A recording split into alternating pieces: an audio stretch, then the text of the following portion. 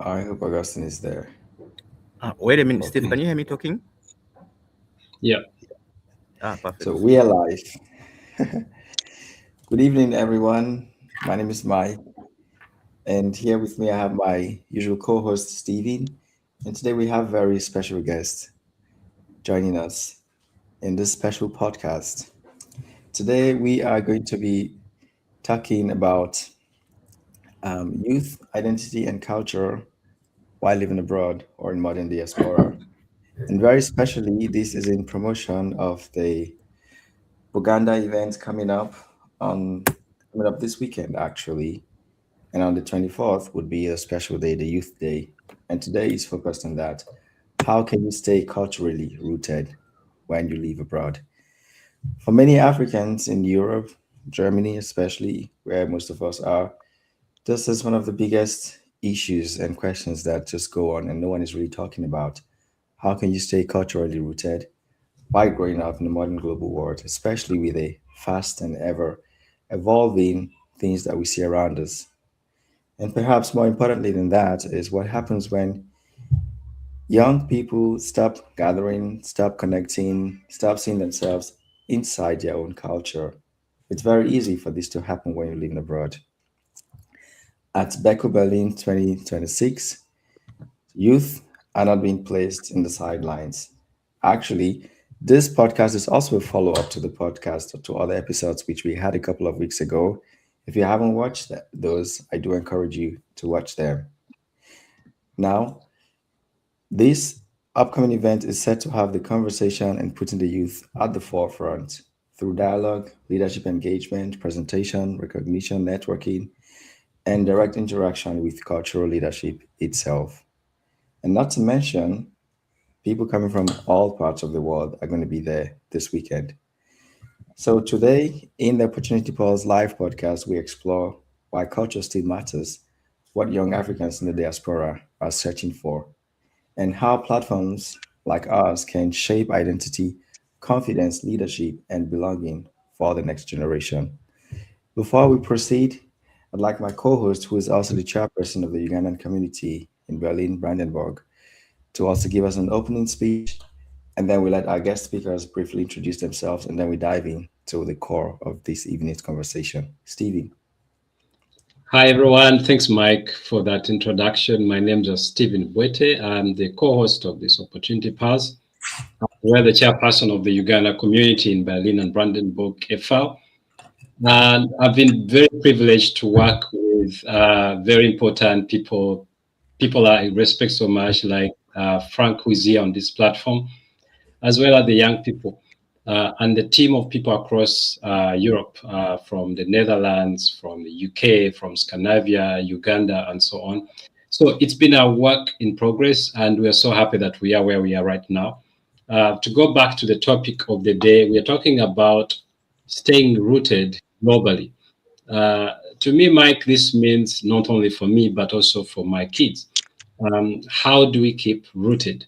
Despite all the distractions, despite all the influence of the modernity and culture and internet and the influence of everything that is available today, how do we still remain rooted to the identity or the things that we value most? Things like our language, the culture, the dance, the food, the respect that we hold for adults, and so on. So these are some of the topics that we are going to discuss today, but most importantly, that are going to form the discussions on BECO on the 24th of May this month.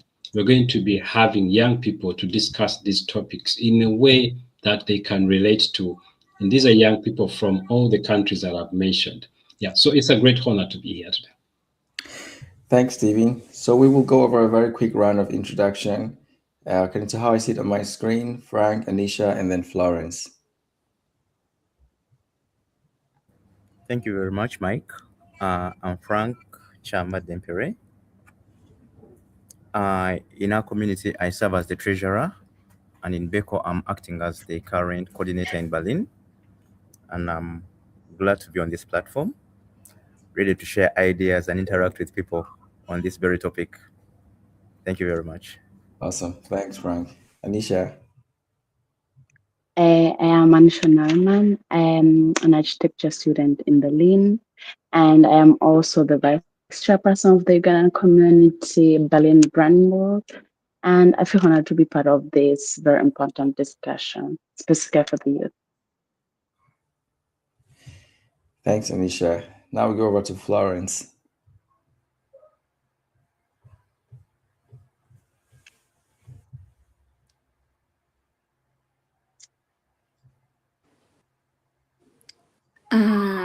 Am I next? Is she done or?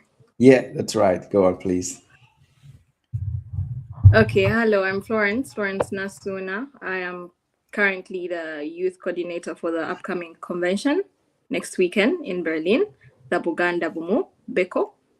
And I am an engaged member of the UCB. And I look forward to the conversation that we're about to have. Thank you very much.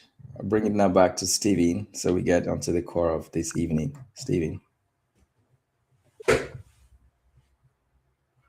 Yeah, so thanks so much, Mike. I would like, as we start this discussion, first of all, to give a preamble, an understanding of what this is all about. What is Beko? For many young people that are going to listen in today, probably they don't know what is this, where did it start from, and what's the purpose? Why should they even be interested in hearing about this? So how best can I answer this other than giving this to the person in charge, Mr. Frank Chambade, Omukungu, who is the coordinator of this from the start. I would like to give Chambade, Mr. Chambade, a chance to explain to the viewers and the listeners out there why Beko, why now, and why even in Berlin. Thank you very much, Eman. Why Beko? Yes, Beko stands for Buganda Umo European Convention, and this is a cultural event that happens twice within the Buganda community and partners across Europe, basically to strengthen engagements between the Buganda Kingdom, preserving culture, heritage, and while promoting unity and sustainable development within the people in the diaspora. Why in Berlin? We looked at Berlin thinking all because Berlin as a city, it has very great aspects that really can build our culture. We are looking at its tradition, its culture, the diversity, and the people within. So that's why we looked at Berlin as being the center of this convention, so that we can really work around our culture traditionally, as well as building that unity among us. That's a little preamble of it. Berlin in German happens to be in Southern Rhinelands. In Buganda, we have chapters, of which Rhinelands is part, United Kingdom and Ireland, then Scandinavia. So German falls under Rhinelands. And for this event, it's Rhinelands that's hosting it. And it's being put here in Berlin strictly from 22nd to 24th of this very month. That's a little preamble of it. Thank you very much. Thank you very much, Mr. Chambade, for that. I would like to go straight into the discussion as we do have some members here who might be leaving a bit earlier than planned. And I will start with Anisha. Anisha, you understand what it means to be a young person because you're a young person, right? But I see you in the community as a very engaged person. What has been your experience growing up as a Ugandan, as a Muganda in Europe, in Berlin in particular? What are some of the challenges that you experienced growing up in this modern city of Berlin while keeping the things that you consider as identity, as your traditions and values? Thank you for the question. I would say it's a very beautiful question. I would say it's to answer it like in a simple way. You get a lot of identity crisis in the beginning. I would say it's a journey and progress. And I would say my mom is a very proud Ugandan woman, and kind of helped me kind of navigate my Ugandan side, or so that it kind of because when you come here, it's another culture. You also want to kind of fit in, but at the same time keep your cultural values. But sometimes the cultural values don't really align with the values here. It's really more of a balance, and I think parents can help a lot with that. Like, kind of help you be grounded, but also have space to explain certain things. Um, Add on that, I would also maybe say it's a journey. You have to be patient with yourself, and you have to be willingly to kind of to want to balance both of them. And it's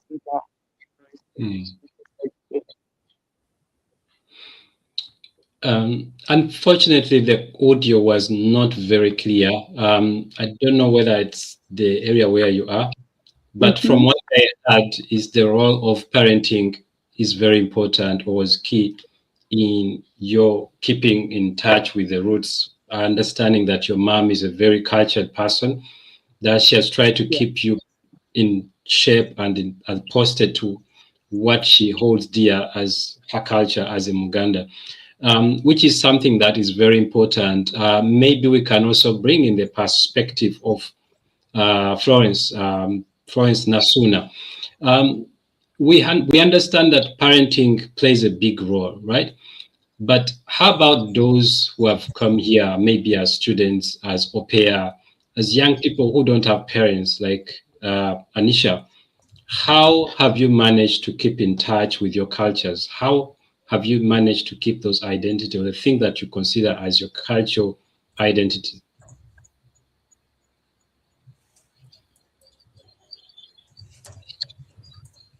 Yes, I think you have a great point, because I was actually going to mention, as Anisha was speaking, that there are people, there's youth that have a different perspective of they are here with their parents. So they sort of have that, how can I explain it? That shelter, that guidance of a parent. And then there's a certain category of people that came here at quite a younger age as well, without any family, and navigating that individually is also another topic. Because let's taking myself as an example, I had to have the willingness and the lovingness to sustain my culture and to take it on with me in this new country.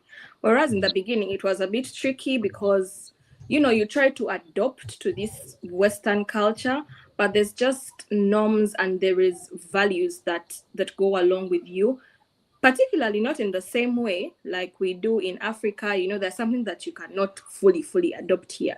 But for me, there's things that I've held on to, like humility, number one, and respect. That is very big in all the African cultures, generally speaking, not specifically Ugandan, but Africa as general. We are very respectful human beings. And I try to carry that as much in my workspace, in school, everywhere I go, is that element of respect to another person and being humble to another, to any other person.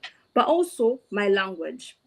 As a person that hears so many different languages, the language became such a big part for me that I got overwhelmed at a certain point in time. Then I had to draw back to my roots, where I speak only my language. People that know me know that if I'm around Ugandans, I'll speak 90% my language, or I'll try to speak any other language that is not English, that is not German.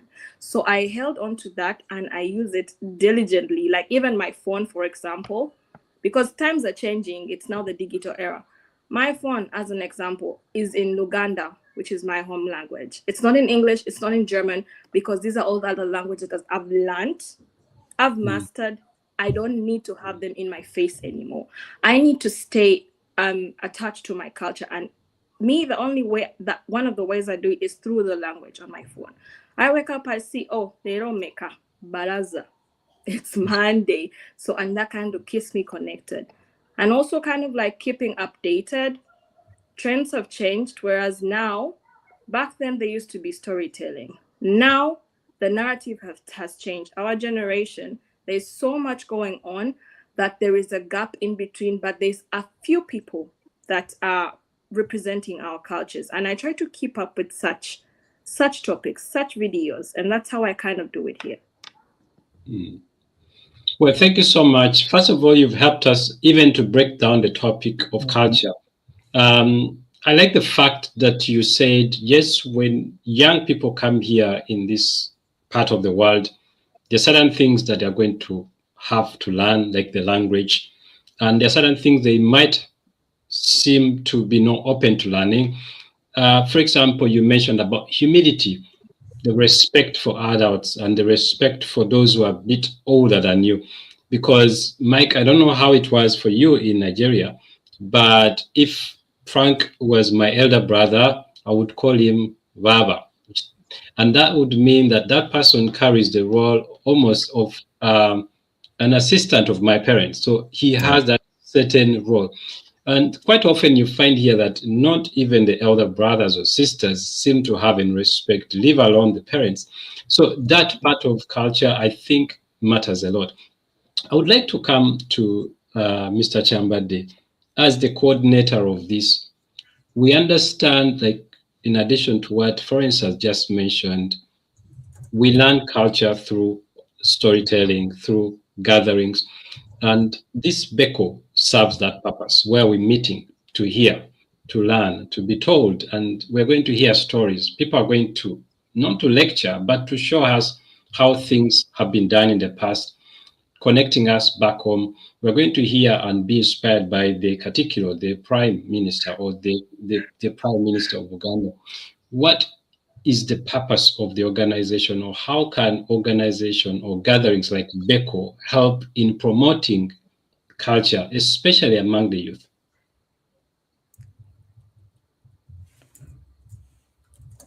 You're on mute, Mr. Pham. Your microphone is on mute.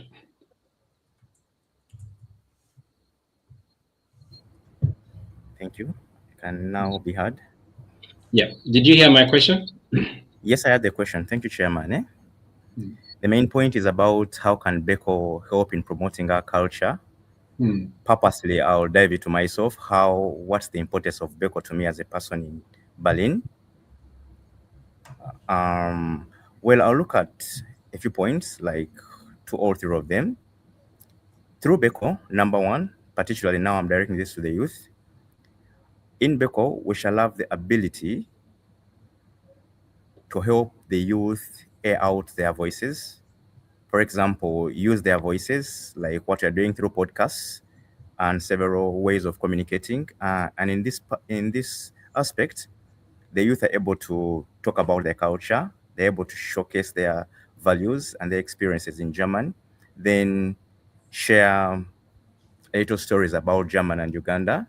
And when this is being done, it shows the connectivity between the youth, basically, that are coming from Berlin and across the globe. So that's one of the angles. That's through storytellings. Then also look at an angle of cultural representation in everyday lifestyle. For example, you don't always get such events to promote your culture. These events come once in a while. So by wearing our African prints, trying out our African foods, and doing things the African way, the cultural way, it kind of creates that togetherness, spreads that experience across as cultures, and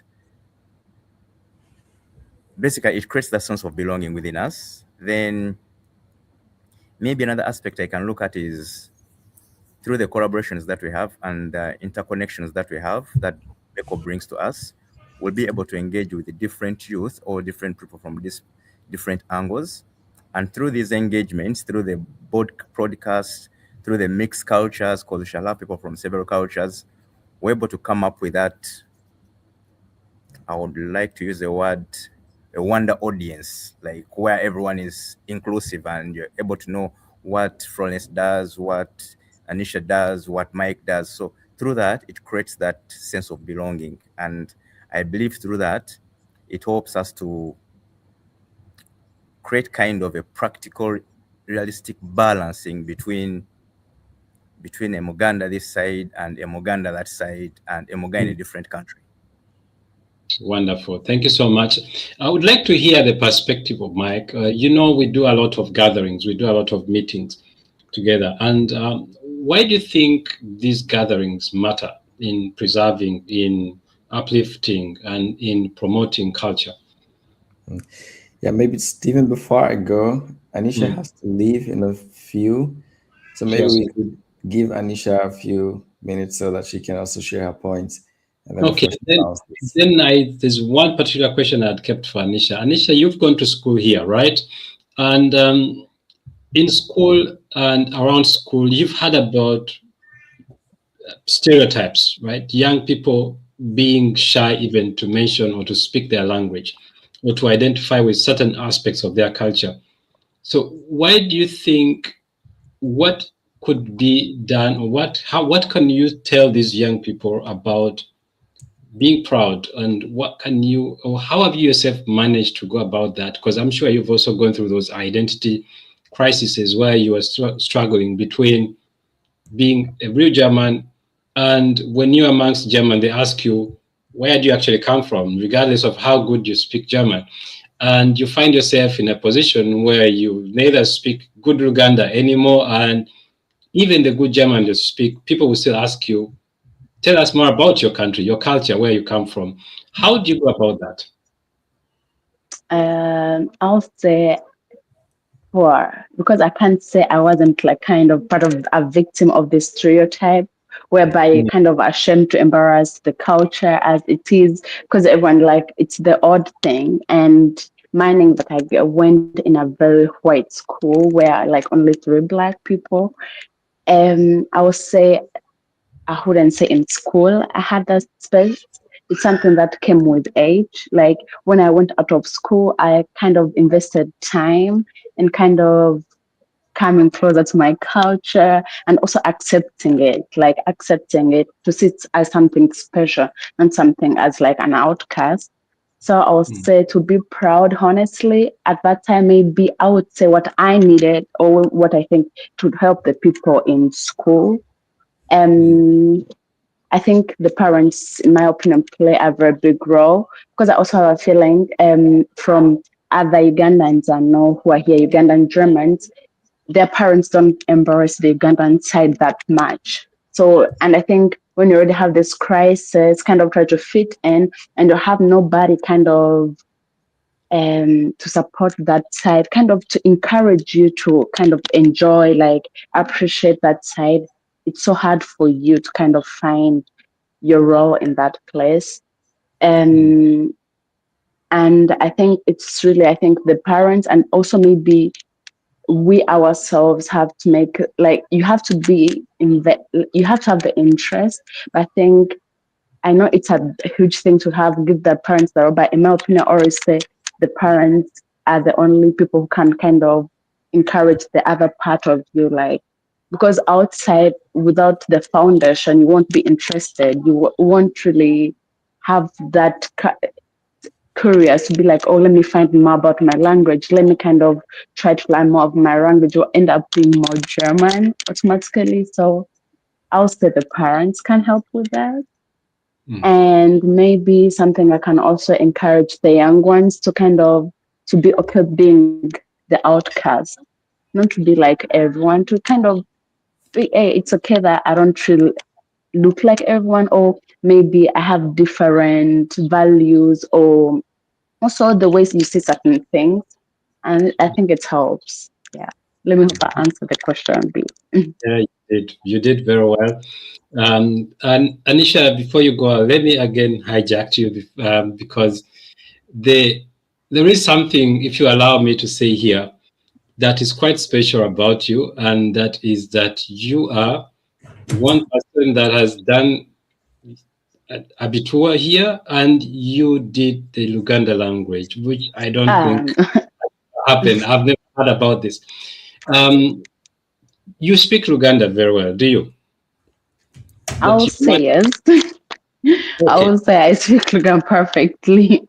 Yeah. So it is quite rare for a language, a foreign language like Luganda, to be included in a national or in an exam at a level of an abitua, or would say a high school. How proud were you at that moment to be allowed to use this language, or to be recognized that this language actually matters for your success? Tell us more about that experience.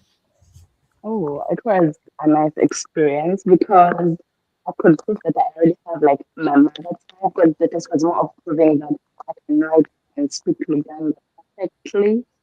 So, and I could I wasn't forced to do French, but I would say it was a very wonderful experience. And I would say I'm kind of proud of myself because like there were times when I was kind of pulled that part, and it was more of um, I had like to teach myself to write Luganda. I couldn't really write Luganda properly. But I would always start reading the Mukede news. My mom bought it from Uganda. Like she bought me a lot of newspapers, and that's how I taught myself to write Uganda. Otherwise, I couldn't write it properly. And she was helping me like really write, try and speak, because I also had like write and speak that during the test. So I will Mm. say it was actually a nice experience, kind of so like kind of a confirmation. Mm. A big shout out to Hajati out there. In case you're watching, Anisha, feel proud of yourself, because to me it was such a precedent that we would actually want to encourage more parents. If you do have a child that speaks a language, that language is not just a dialect, it's a language that can also be examined and assessed. It doesn't only have to be French and Spanish and German, it can also be Luganda. So, to the young parents out there, this is again an inspiration. I would like to let Anisha leave, but it will be a disservice, Anisha, before you leave. We would like you to say something in Luganda to the viewers and people watching. Could you just, Hey. in a few words, call people to come attend Beko and tell them why they should come to attend Beko in Luganda? Hey, that's a hard one, nine, of course, none. So, thank you, Chairperson. It's so hard right now. Kwanga, like I don't use Luganda on a regular basis. So I will say all the youth mwena mujje ku Beko nga okutandika nga 22 paka 24 guno omwezi okubeera nga mugetinga okumanya nnyo more about the Ugandan culture, also okubeera nga mugetinga opportunity n'okwogera ne bannayuganda abalala, maybe n'okutraininga Oluganda like me kubeera mbere nga ndwogera momo, because as you see I'm struggling. Yeah. I think you're enjoying it. Yeah. Okay, so thank you so much, Anisha. I will be continuing the conversation, and yeah, Okay, thank you. Yeah, it was great that we had you around. I'd like to go back to Mike. I had a question to you, and it was about meeting and gathering as platforms online, virtually, but also in person. Why are these important in maintaining, preserving, and promoting culture? Yeah. The simplest part of it is this is how you know who exists on the other end. This is how you know that your neighbor is probably closer to you than you think. So it's very easy for us when we are abroad to stay indoors. In Germany, in winter everyone stays in their holes, and then in summer when the sun shines, everybody comes out. Um, so these things are like, I would say, seasonal. But if we want to keep a balance between escaping these changes that happen silently in us losing our cultural value, we want to keep a balance between that, because for sure, to be very realistic, there would be some sort of dilution in the culture, whether we like it or not. And that's why we have to be intentional about maintaining the balance. And that's also where the significance of having conversations like this, be it online or on site, becomes also important. Otherwise, we won't be strong enough to maintain that balance. And what happens is it's going to shift the other way, and we're becoming more of the new place that we are than where we originally come from. Now, the sad thing is, as we've talked about multiple times in this very podcast, is that when these things happen, we not only lose our originality, but we also lose our strength, the resilience that we have, the things that actually make us who we are. We do not necessarily have to fit into any culture. We can adapt, and we sure need to adapt, learn the language, and learn the culture of the new place as well. But we have to understand that more importantly than the new culture is who we are, what we carry, where we come from. That's our real essence. And this is the value that I see in having structured conversations like this, to make it known that, guys, this thing is happening silently. If you don't wake up overnight, you will just discover it when it's maybe too late. And I'm speaking personally for myself and my family, and I imagine it's also the case for many other people. So I guess the answer to your question is about being intentional. Yeah. Thank you so much, Mike. I guess you've just brought in something very, very pertinent. That is, culture can be a strength. Yes, you can have the strength of speaking the German language perfectly. You have learned the German Tugend of being punctual, you keep time, you have this very strong German work culture. But then you might also be as strong in your other parts. Say, for example, things like the language. Quite often we used to see this as probably a dialect or something that my parents taught me. And then there are some people who might end up even getting an employment or a promotion because of that extra language, depending on the nature of the industry that you're working in.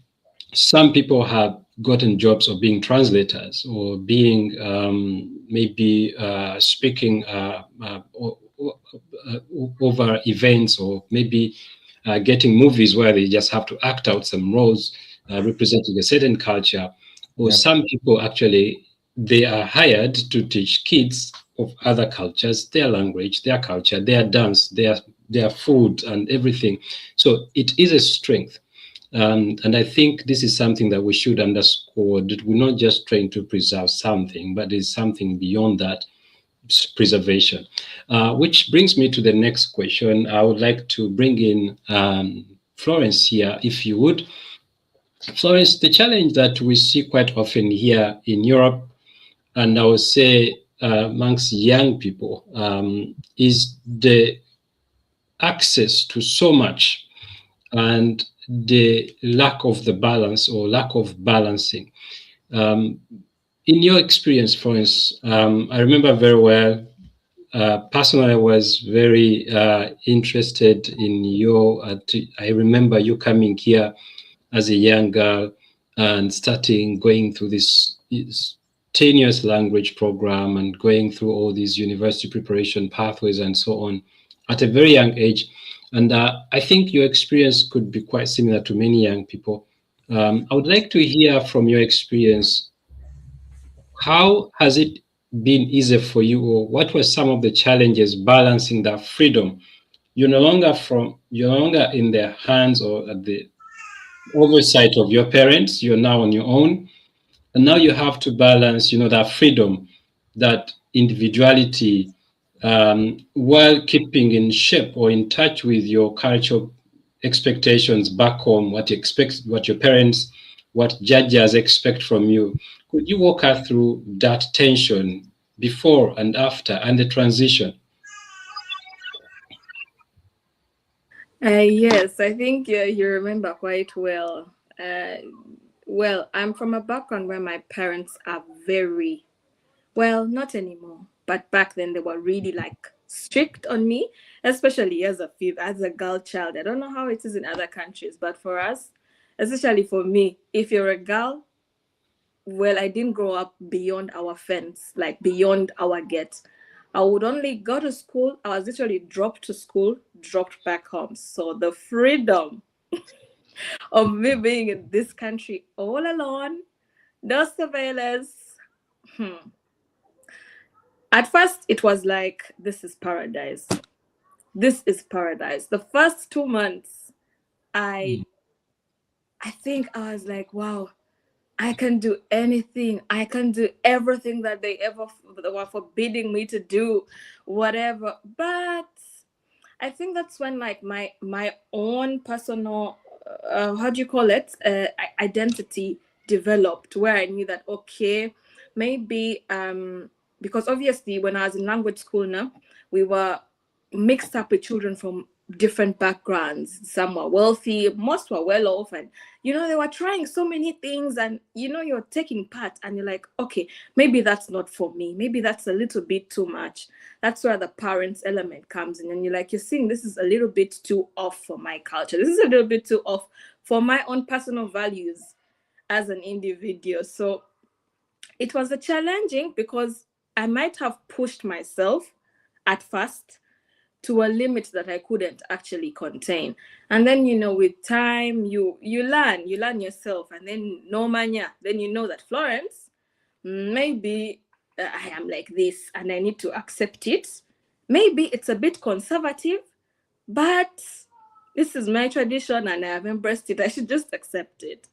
That is my journey, and I believe I'm still developing that and kind of like learning myself individually, because I have personal principles as Florence that not even my family might live up to. But there's also, those traditional things, especially when it comes to the female, the female child, you don't do this, maybe this is a little bit too much, maybe dress decently, stuff like that. So with time, I sort of aligned myself back to my blood, like to my roots, and I'm like, okay, this was actually right. They might have been a little bit too much by then. We saw they were too strict or too like, mommy, what does she know? But with time, you understand that she was right the whole time. She was just doing you a favor. Yeah. Thank you. Mike, would you like to follow up on that? What's been your experience? You came to Germany also as a very young person. I've seen some of those photos of you. How was your experience? How did you enjoy the freedom? At the same time, keep your culture, your expectations from back home? Yeah. No, really, it's like when you leave home, then you see the value of the things that you were actually being taught and how you were brought up. Back then, it would feel like your parents are maybe too strict. But frankly speaking, when I look back today, I'm very grateful for everything. I look back, I compare myself to, I would say, my peers back home, other friends, and how we're just different. So we're not necessarily like super rich, wealthy, and stuff. But I think one of the best things is just being grounded and contented with what you have, such that my parent, my mom, my dad, they can, you can tell them what Mike did and they will say yes or no. And they're right. They don't have to be there to see me. But it's like whatever they've done, it goes with us wherever we go, and they can always vouch for their children to say, yes, I know my child. It's literally when you hear that statement, I know my child. Um, when I moved to Germany, just like Florence as well, you just everything. I think my first time of going to a nightclub was in Germany. my first time of going to a nightclub was here. I never had the experience back home and stuff like that. So it's like you literally come here and you can do anything. But I'm grateful that I had that upbringing. My parents were not necessarily strict, maybe because I'm a boy child, the bias that exists with the African parents, sadly. But I still got my own fair share of, I would say, upbringing, which still puts me in shape. I guess the best part is I'm able to, I wouldn't say survive, but actually thrive wherever I find myself. I know who I am, I know where I come from, I know the values I have, and those things that keep me going. And above all, I'm contented with what I have. And I think it's something that you just learn how to appreciate later on. At the start, at the moment, you may not. So to those who are listening to us or watching us, I'm not sure what stage of your life you are, but just know that where you come from, what you carry, it's more important than where you're going to. And those will be the things that would actually sustain you and help you thrive in your new destination. Yeah. And if you've forgotten where you come from, try to start connecting back to your people. Really, it helps. I was having a session today with a friend. It was more like a business consultation session. And he's been in Germany just recently, about 3 years, talking about starting the business.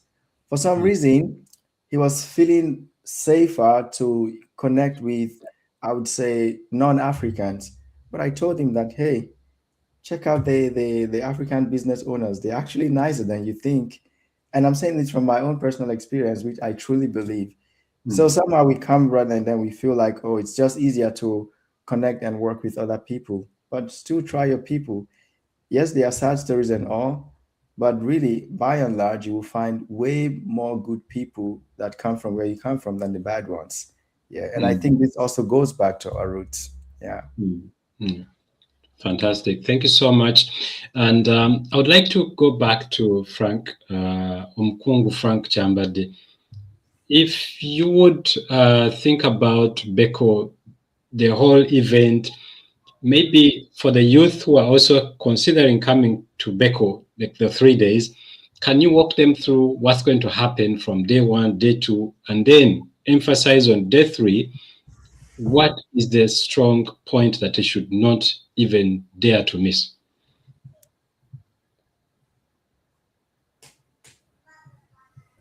Thank you, Chairman.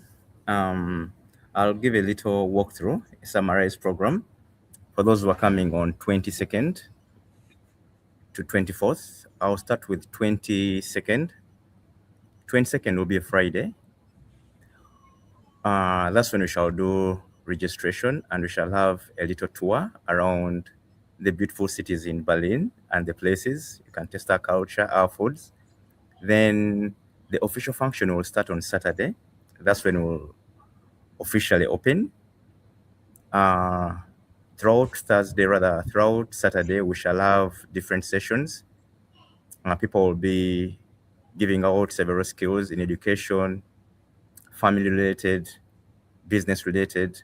Then that is probably like to end at around in the evening from 3 to 4, 5. Then after that, we shall have a culture dinner. Then at the climax of the dinner, we shall have artists who will dance to our tunes. So we shall have that moment of celebrating our African kind of music and dance styles. Then the following day will be a Sunday. That's when we shall have the youth discussions and forums. The days will start on at around 9 to 10. That's in the morning. And we shall have a couple of activities. We shall greet our youth with a breakfast, a nice breakfast kind of culture. Then after that, we shall welcome our visitors. Then we go into our podcast, which is like a take roughly 1 hour or 2. Then after that, we shall have our main guest, that's the Katikilo of Uganda, who will give us his beautiful, nice message. He tells us what he expects from us, and we share our ideas as well with him. Then after that, we shall dive into the award ceremony. We shall thank our youth and the people who have been there to help us out. Then we shall cut the cake, have a little snacks, and go for some music. Then at the end of that, we shall cross over to our carnival. In brief, that's how our program is going to be. Yep. Great. Thank you so much. Mike, would you like to remind the viewers out there about this platform? What is it about, and why should they always keep coming back here? 100%. But before I go to that, Frank, is that going to be the Ugandan coffee? No. I was hoping to hear that. Of course. That'd be great. Yeah, more than coffee. There is a bar that's going to serve Ugandan coffee, Ugandan wines and spirits, Ugandan foods, all kinds of dishes from Uganda. You should come and expect a lot of that. Yeah, totally. So if you're watching this, you also see on the screen now the link to the registration page. You definitely should do that wherever you are, especially if you're in the areas of Berlin and Brandenburg and nearby states and cities. You definitely should come. I would be there, and also other colleagues are going to be there as well.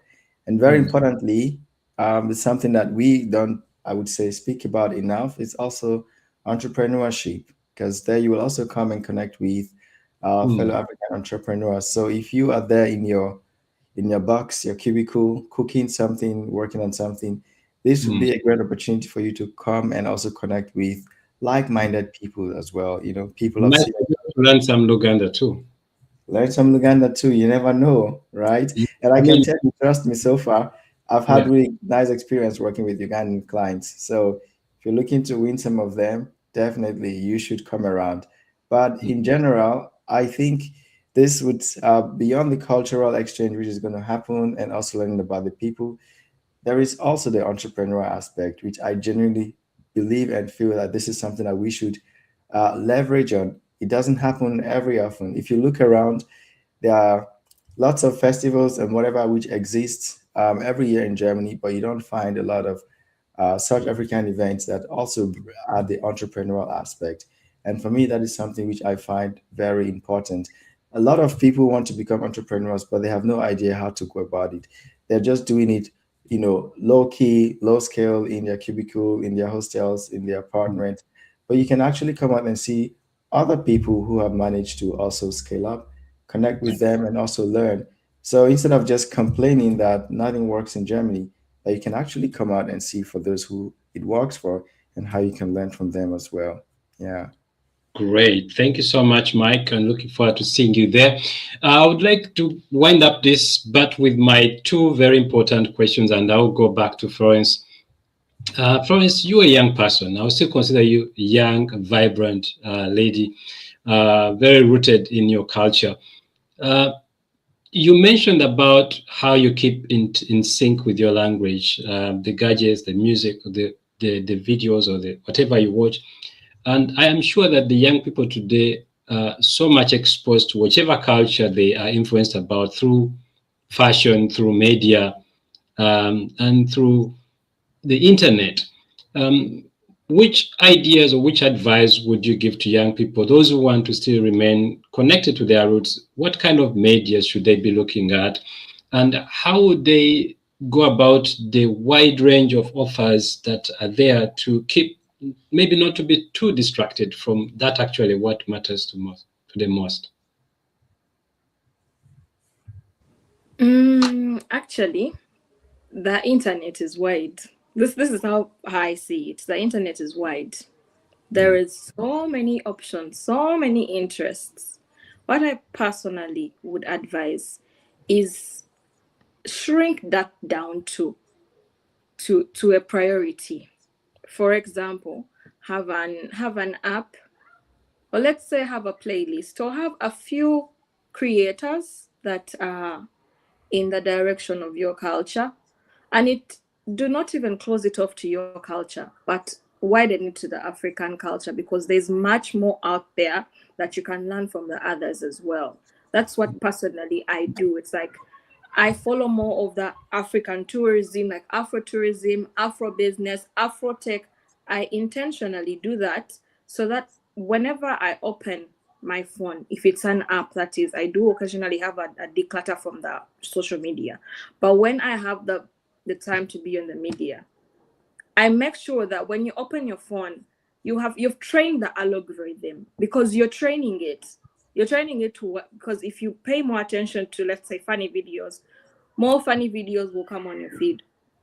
So if you give more attention to the culture videos, then you'll have more of those coming. So train your feed, train your algorithm to bring you that, so that whenever you pick your phone up, you will, that's the first thing that will come, and you see, oh, there's actually this new thing, or maybe there's this new word I could learn, there's this new phrase I could learn.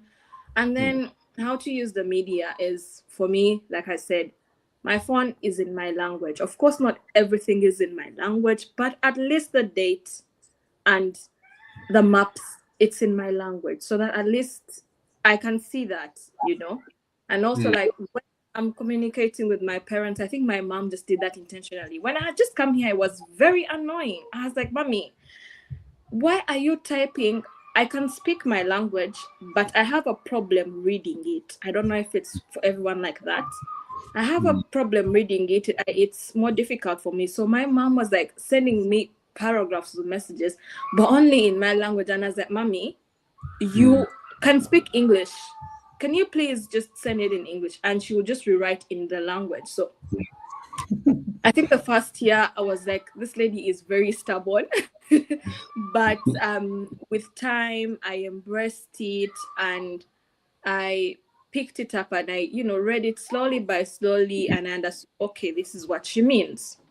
This is what she means. And like, that's what I also use. Sometimes I reply in English, like she's used to that because we were like in Uganda, we study in English. So she was used to that. We speak English at school, and then at home she speaks the language. So she speaks the language, we return English. But then later I also tried to like start typing my language, even though it's not perfect, but I still do it anyway, just to kind of like practice. Great. Yeah. Thank you so much. And if I come back to you, Mr. Chambade, you are a parent and you have kids, you have young, like I would say they're not your teenies. They consume media, they consume a lot because they have access to it.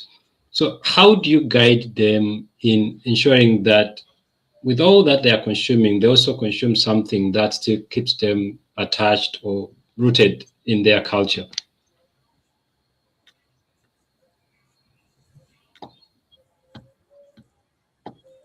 Your microphone is still on mute. Thank you, Chairman, for that.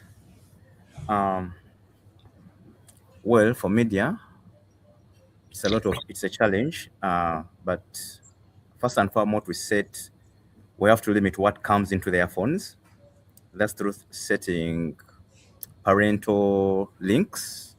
There is what we call family links that we create, but that can be controlled. But when it comes to culture, it's a bit a challenge because from the schools where they are, it's really practically hard. For example, my son, uh, the teacher was a Russian and the child was studying Deutsch. So basically, it was really a challenge. But what we basically do, of late, there is a channel on YouTube and on radio, rather, yes, on YouTube, that gives us these Luganda songs, Mobili, ABCD, those kind of versions, Aksembazi, Banana, something like that. So of late, we give out those, and I've been quite impressed that there's literature in Luganda, and when you give the boy that literature to read, he kinds of connects. When he's reading, he kinds of connects the words. But the challenge is he will ask you, what does it mean? The beauty is now he's able to understand, but the challenge is now speaking out because he doesn't have access. He can't freely speak out with colleagues. But what we always encourage at home, for example, we make sure we speak Luganda. Much as he replies in English, but of late now he's picking up. He knows that emeze tegeza, this one, but it's quite a challenge because he's trying to juggle out with different languages. That's Luganda, Deutsch, English, and now Russian a bit. And it's kind of a challenge, but we try to foster that a lot. And also, there's something that I do of late. This is funny. I love playing the Lugandan songs, enyimba za Bwakabaka. So I'll speak practically. There's a song forgotten, Bamungamba, something like that. So I always play those songs because it's one way I've learned they can learn through music. So I always play the songs. So when he gets used to the song, eventually he'll start asking you, Chino chitegeza, what does it? So you start explaining. So that's one of the things that we are doing because we realize reading alone won't help. But now through music and practically Luganda music, he picks up faster. So that's one of the avenues that we have used, yeah, and it's pretty working out. Like on the convention, you may be shocked when he's singing Ekitiibwa kya Buganda. That would be great. Yeah, because now he knows how it flows, but then you have to explain to him that, okay, Ekitiibwa kya Buganda kyava dda. In English, it means this. So now that's the duty that we are doing, yeah, and it's quite making a lot of good sense. Should I put you to task to sing the first stanza of Ekitiibwa kya Buganda for the viewers and maybe for Mike here to know how beautiful that language sounds? That'd be nice, Frank, please. Yes, I can sing, Mike, for you. Yeah. When that song is sung, we have to humble ourselves. Eh? So, are we in for it? Yes, we are. Go on. Go on, Mike, Frank. embrace yourself. Um, I'll do this. The first stanza. The first stanza is basically about abazirenya about soccer. So it goes abazirenyo abatu. No, sorry, that's the second. The first stanza is okubedane delyo na nekwanga Uganda tiryamanyibwa nnyo eggwanga lyaffe okwetooloola ensi yonna. Then together, chairman with you, twesimye nnyo olwa Buganda yaffe. Ekitiibwa kya Buganda kyava dda naffe tukikuumenga. Brilliant. Thank you so much. If you want to hear more Frank, then come to Beko. Yeah, so much. Really And I, nice, Frank. with that, we can't top up that beautiful voice of Mkungu Frank Chambade. I would like to give Nasuna a few seconds to give your parting shots to this very important topic and then to connect it to Beko, especially the Youth Day of the 24th. What's your take on this whole topic and why should people come and really be there personally on the 24th? Yeah, I think I urge everyone, not just the youth, to come and attend. One, for so many people, it is a chance to reconnect to your culture. It is a chance to even learn more about, the African culture in general and see how people are relating with each other. Get to know other people. The weather is gonna be nice. The weather is nice when people are outside. Mostly come to learn, come to engage with other people. You never know what kind of business opportunity you might get, what kind of career door you might get. You just never know who you might meet. So that is one of the most important things as well. But essentially to reconnect to your culture, to learn from the other cultures as well, and to just have a good time. So I urge everybody to take part in all the 3 days. We're gonna have a full-blown session from anyway. Friday is just simply a registration and a tourism part for those that will be up from out of Berlin. We shall cater for that. And then Saturday will be fully packed. We have a few sessions with speakers, and then we'll have a dinner and some guest artists. People should really look forward to that. And then on Sunday is the Youth Day, where we'll have a panel session, and we look forward to discussing this topic more broadly then. Great. And could you say the same briefly in Luganda to prove to the people that you Anaye tonzise in Luganda. njagala yaniriza abantu. Bannange abantu baffe bonna abatulaba eyo, bavubuka bannange, mbayita mbakubagiza mwenna mujje mwetabe mweno Beko eri hosted Berlin chapter. Bannange mujje tuyige, mujje tumanyagane, mujje twongere okumanya ennono zaffe ez'Abaganda, tuyigire kuba tusingako obukulu, tufune kye tunayigiriza naffe abaana baffe nga 22 paka 24 omwezi guno gwe tulimu ogwa May. That is next weekend, and yeah, tunasanyuka nnyo okubaaniriza n'okubalabako. Tweyanziza nnyo n'obugambo obwo. Ngenda kusaba omukulu Mike naye abe ng'amaliriza podcast yenu. Mike, what would you like to say, your final shots, first in Luganda and then in English? Please. In Luganda, I can't find any right word right now, but I promise I'll learn a few. Well, there's something in Igbo. In Igbo, Yeah. we want to put everybody on the spot today, right? About culture today. Bro, Igbo. When was the last time I spoke Igbo? Speaking about culture, I'm one of those guys that I need to go back home and reconnect with my culture. You should, Mike. this is not this is the part that my wife would not like to see because she laughs every time when I speak Igbo. It's like 95% English and 5% Igbo. Okay. All right. But I promise, let's Keep it to that day, maybe. bitte? You can keep it to that day of the 22nd to the 24th. I Yeah, already tell you on that. I promise, I definitely will. For sure Yeah. in Luganda and also in Igbo. That Yes. definitely for sure.